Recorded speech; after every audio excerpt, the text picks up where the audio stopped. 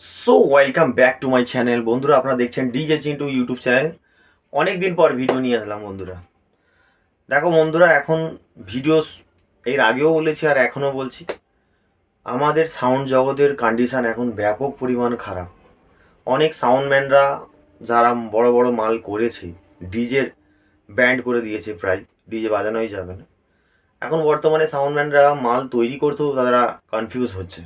ঠিক আছে, বিভিন্ন জায়গায় সাউন্ড তুলে নিচ্ছে এবং বিভিন্ন জায়গায় সাউন্ডের নানান আধিকারিকদের বন্ধ করে রেখে দিচ্ছে, বা রাস্তাও তাদেরকে অ্যাটাক করছে প্রশাসনিক দিক থেকে।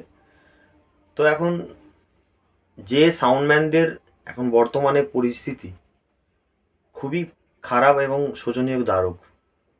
যারা কোটি লাখ লাখ টাকার মাল তারা তৈরি করেছে, তারা ভাড়া পাচ্ছে না, ঘরে কি বসিয়ে রাখছে। সুতরাং মাননীয় শুভেন্দু অধিকারীকে বলবো, আমাদের মুখ্যমন্ত্রীকে, যে দাদা এই বিষয়টা একটু দেখতে, ছোট গরিব সাউন্ডম্যানদের দিকে একটুখানি ভাবতে। ঠিক আছে, আর সব থেকে বড় ব্যাপার হচ্ছে এখন বর্তমানে যে হারে এখন পরিস্থিতি চলছে, ডিজে নিয়ে এত প্রেসার চলছে বন্ধুরা, যে কোনো জায়গায় ভাড়া দিতে গেলে সাউন্ডম্যানরা 10 বার ভাবছে, 10 বার ভাবছে যে কিভাবে ওটাকে ভাড়া দেওয়া যাবে, বা কিভাবে আমি ফিরে আসবো মাল নিয়ে। মাল নিয়ে রাস্তায় ধরে নিচ্ছে, এরকম পরিস্থিতি হয়ে দাঁড়াচ্ছে।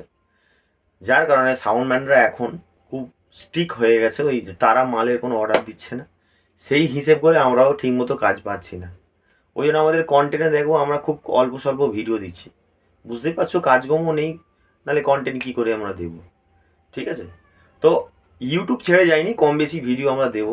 সুতরাং আর বন্ধুরা, আমার চ্যানেলটিকে সাবস্ক্রাইব করে রাখবেন, পাশে থাকবেন।